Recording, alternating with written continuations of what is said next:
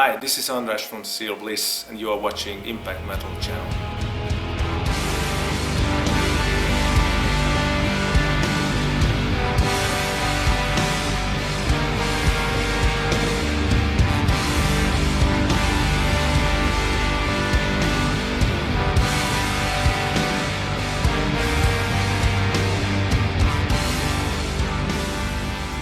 Greetings everyone, we are here with András from Sear Bliss.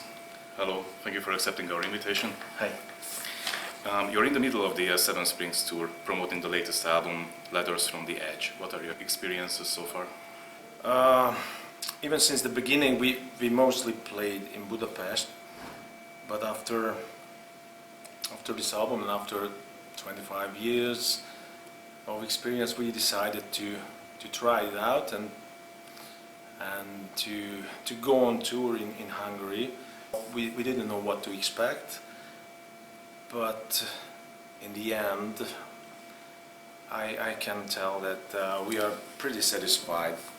We wanted a tour which is a real tour, not just not playing on the weekends, but we wanted to do a tour on weekdays, which is pretty unusual in Hungary, you know. And there are multiple reasons for this. It happened mostly because we live pretty far from each other. Most of the shows were over our expectations. And what was going on with the band between Eternal Recurrence and the last album? Pretty huge gap between the two records. Yeah. For the first time we took a break because after Eternal Recurrence things did not work the way we wanted, and I felt we need a break. I knew that we needed a new start, so I was already planning to do my solo album, so to say, which later became Arkhē.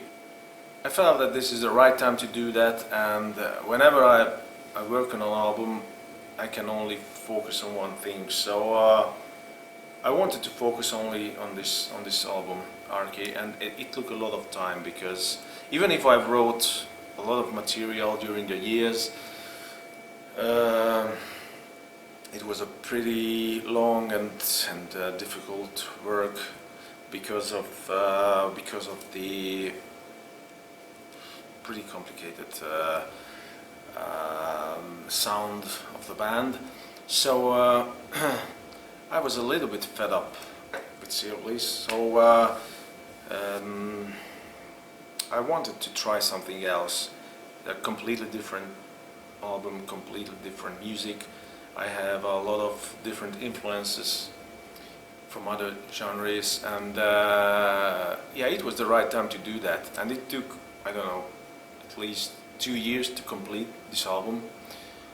So when I think Eternal Recurrence was released in 2012, and then I needed 2 years to write and record my own album, Arkhē, and somehow it gave me a lot of energy, and this break and this new band somehow filled me with energy. And then I guess it was in 2014 when I called the guys, and when I was thinking to restart Sear Bliss, and I can tell that since then I'm pretty sure this is the best lineup we have ever had in our career. And you know, I called some guys from the previous lineup, and yeah, we are around 40 now, and I think we are a little bit I think in the past we didn't understand each other that well. And now I think it comes with age, and now we understand each other better, and we have a very good friendship now with these 5 guys together in the band. Probably you can see it tonight that we really we are on the same track, and the chemistry is the best now. And I think this break, this 2 years break, I think it helped a lot to understand what I want to do with Sear Bliss, and I think we are fresh again. Yeah, and this is how the last album. This is how the last album was born, with this energy. We rented an old castle, and we spent there a few days, and of course we wrote a lot of material at home, but we wanted a real band effort, so we decided to gather, and we wrote, or we polished these ideas together, and this is how the new album was built. And it was created in a very old school way, and yeah, now we are here, and now we are touring in Hungary for the first time, which I just mentioned. This was actually this is our first Hungarian tour. We've never toured Hungary before, and we will have a lot of shows everywhere in Europe. So I think, yeah, I think it's a new chapter for the band. You were celebrating the band's 25th anniversary last year. How would you summarize this quarter of century of the band? Well, yeah, a lot of things happen. There were ups and downs, of course. The good thing, I think, if I have to summarize, is that I still feel the same enthusiasm, and I'm still very eager to play live. I enjoy it very much. We never had such a big international recognition, so we still have a lot to show, and yeah, we love it very much. I love every moment of the band now, and this is the best thing, is that we're touring now, and we enjoy it very much. In the past we had a lot of troubles, you know, a lot of lineup changes.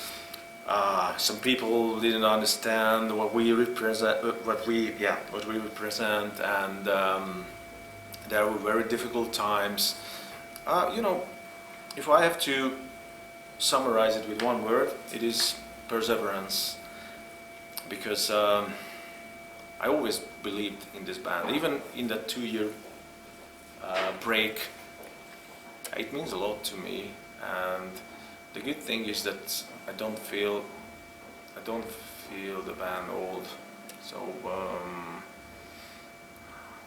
with this new album, I think we reached a new level, and now we are planning to do the next album.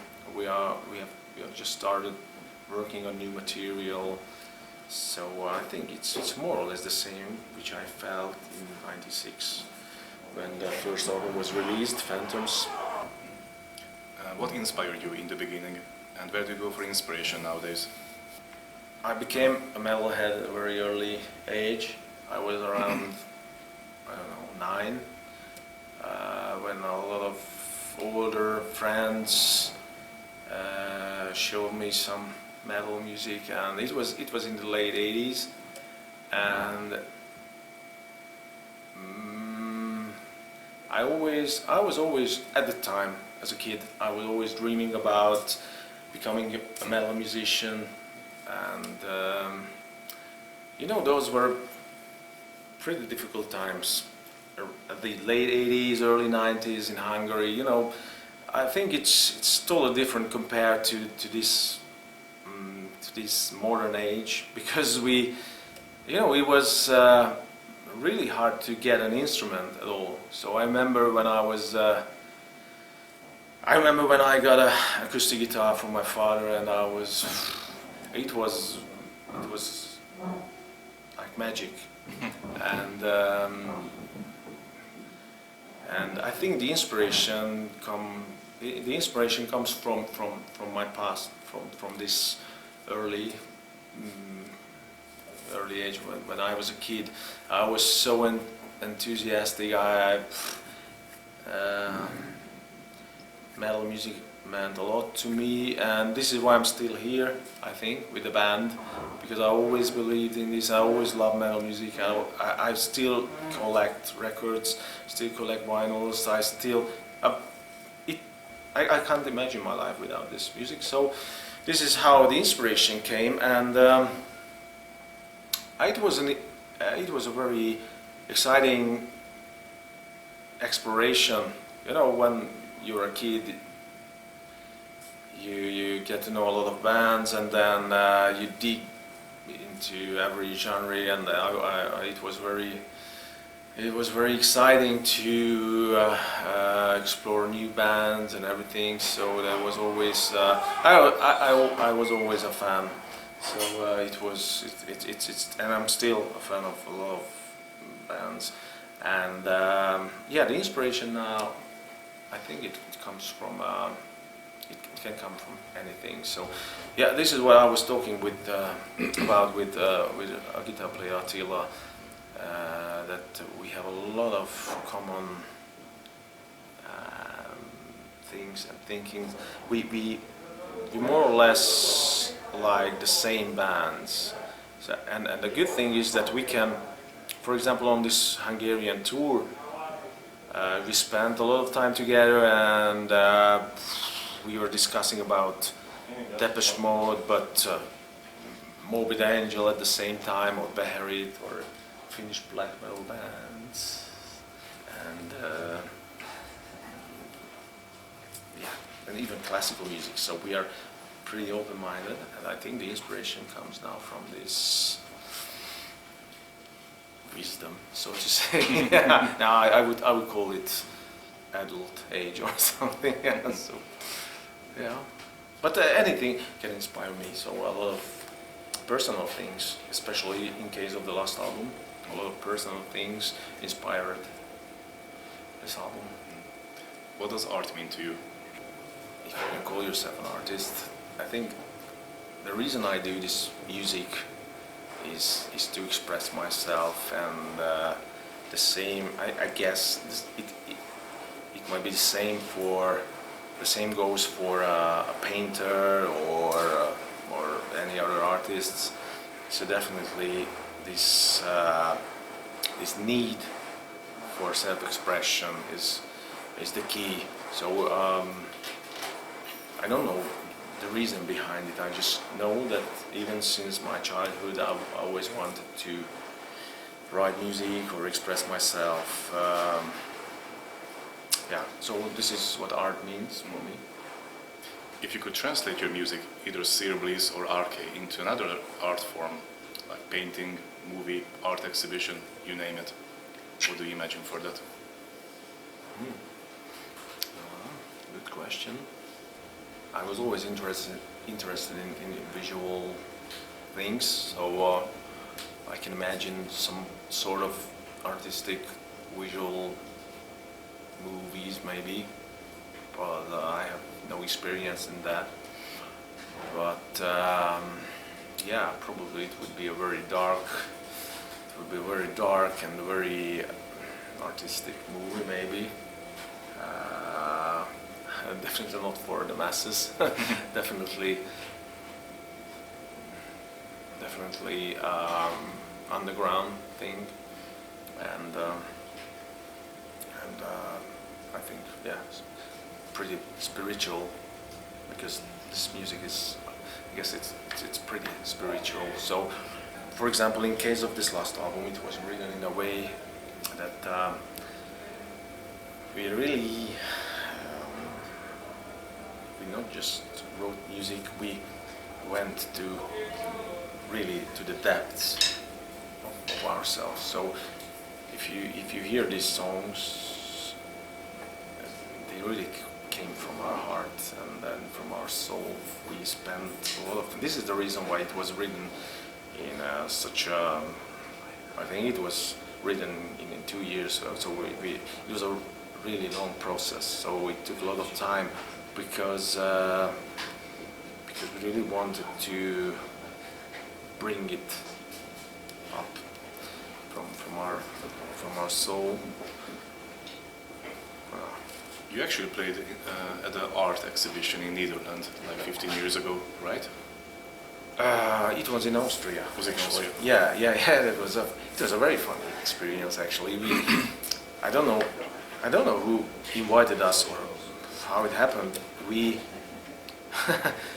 were invited to an art exhibition with a lot of surreal paintings everywhere.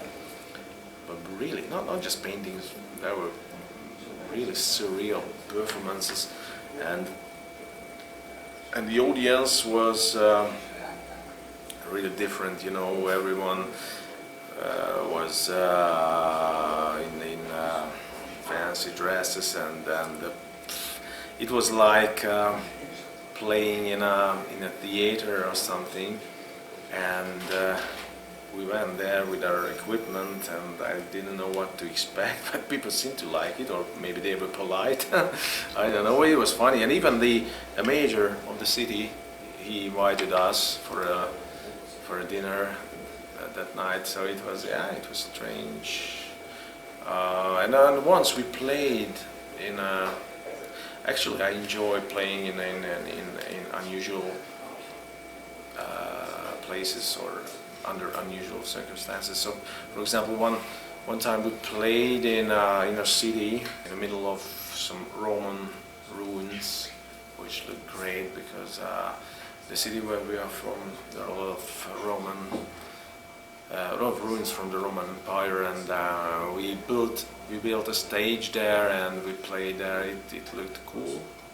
If there were no limitations, how would you imagine your dream gig with Sear Bliss? Without any financial or technical issues? I think probably I would invite my favorite bands and favorite musicians, and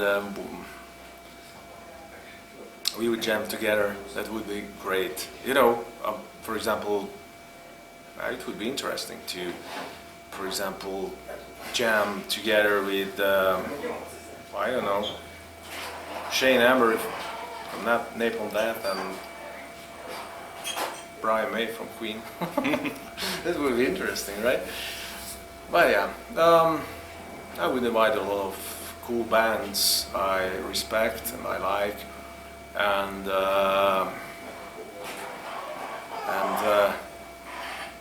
yeah, all of visual things would be great. Very special lights and very special artistic movies in the background and things like that. So that would be great. Yeah. Your early records are kind of rarities nowadays. Do you plan to release them or re-record some of them? Yeah. There is a plan to release these albums because it's actually it's almost impossible to obtain these early CDs, and whenever they pop up on eBay, it's they are incredibly expensive, and we plan to. Yeah, there are some legal limitations, so to say. We should get the rights for these early albums, but we are working on it, and we plan to release them by ourselves. Some of the early albums have been released on vinyl in the last few years, but they are already almost sold out. So and it's good to know that there is still some kind of demand for these albums. And what I see on this tour, there are more and more people buying our records on the road, of course. It's very good to see the people still buy them, and they buy vinyls. Even here in Hungary, it was completely different a few years ago. But now we sold a lot of records in the last few last few shows, and it's so good because you know, people listen to music in a different way, and I mean, it's good to release our albums on vinyl, because in the past, when I was a kid and we bought vinyls, we listened to them all the time. It's not like YouTube. You have the record, you put it on, and you listen to it. You spend some time in it. You have enough time to check the cover artwork, the lyrics, and this is good that there are still people who listen to music in the old school way, because on YouTube you can't dig into the music so deeply, and that's a shame, because you just miss a lot of great moments in music history. I still explore, and even in the past, even the average records were, you know what, you bought an average record, which is not so cool, but you spend a lot of time listening to it all the time, again, and you had enough time to explore the treasures of an album. And in case of Sear Bliss, our music is pretty complicated. I mean, it's not an easy listening. You have to spend a lot of time, a lot of focus on it, because songs are quite complicated. And if you listen to music like most people nowadays, just you know, clicking on YouTube and okay, it's good, it's not, it will not work. It's shallow. Yeah, but it's good to know that there are still people who still buying records, and they are still interested in the depth of the music. That's very important. Last few questions. Please name your 5 favorite albums of all time. Master of Puppets from Metallica, definitely. Somewhere in Time from Iron Maiden, all-time favorite album, all-time favorite Iron Maiden album. I have it on vinyl, different vinyl versions, different CD versions, everything. That's my favorite Iron Maiden record.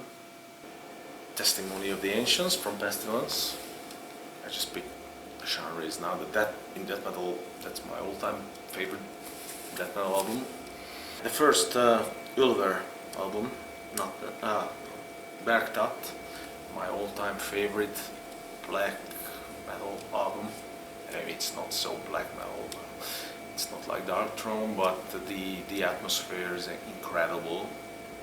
Ulver is still my favorite, one of my favorite bands of all time. Don't Break the Oath from Merciful Fate. I think that, yeah, but it's very difficult. Celtic Frost. Oh, there are so many great bands, but I'm mostly interested in these old bands. If I have to name 5 favorite records of all time, I would definitely choose these old ones. But these 5, I think they summarize well what I like most.